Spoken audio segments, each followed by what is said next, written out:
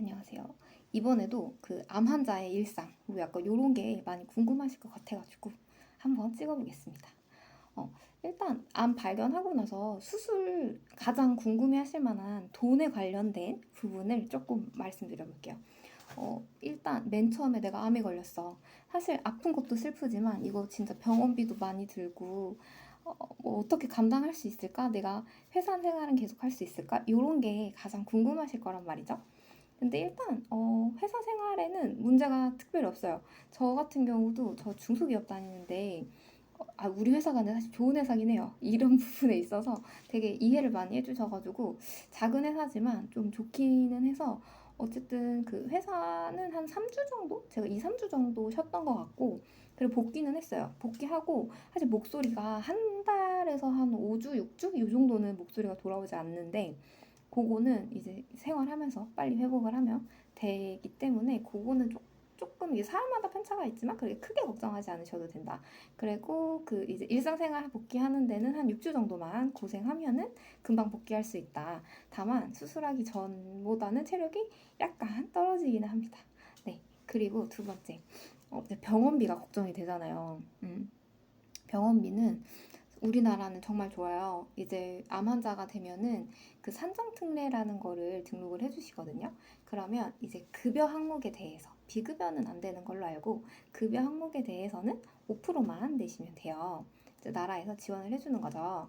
근데 저 같은 경우는 그때 제가 20대기도 했고 미혼이고 이제 결혼도 안 했고 이제 여자 이제 목에다가 막 이게 칼 자국이 있는 게 썩 좋지 않다라고 하셔가지고 이제 병원에 가서 상담을 할 때 수술 방법을 여러 가지를 알려주시는데 로봇 수술이 있고 그 다음에 목을 이제 절개하는 절개법이 있는데 물론 이게 로봇 수술은 다 할 수 있는 건 아니에요. 근데 아무튼 저는 할 수 있는 상황이어가지고 로봇 수술로 결정을 했어요. 네, 로봇 수술 같은 경우는 급여가 안 됩니다.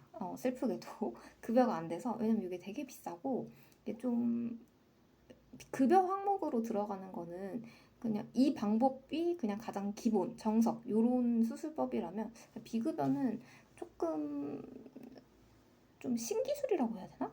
이제 좀 나중에 나온 기술들? 그런 게 좀 비급여로 잡히는 것 같아요.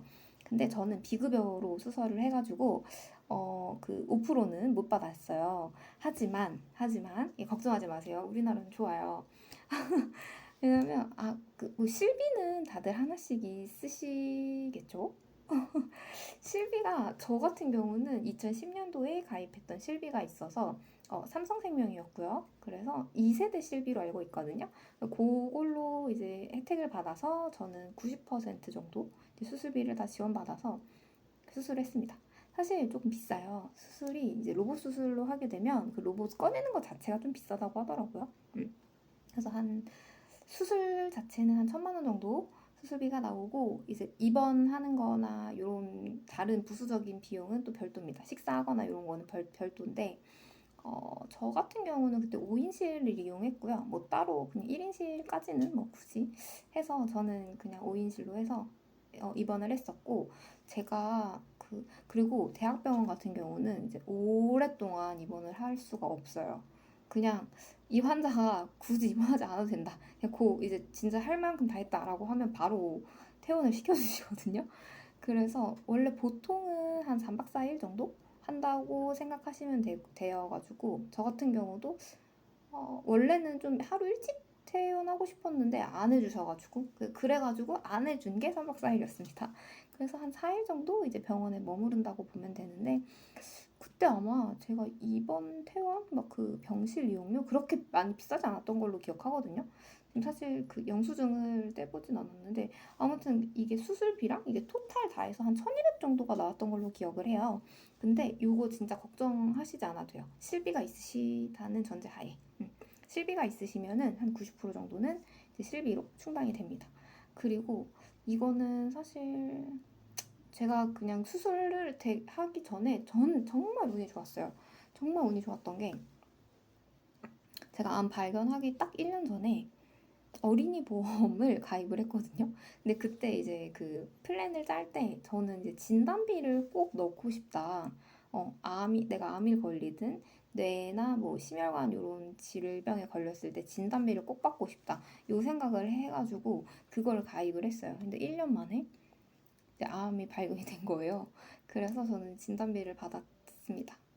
진단비를 받았고, 그 제가 항상 요거를 이제 건강하신 분들한테 항상 말씀드리는 게 건강할 때 보험 가입하셔라. 건강할 때 그 최소한은 세팅을 해서 가입을 해둬라.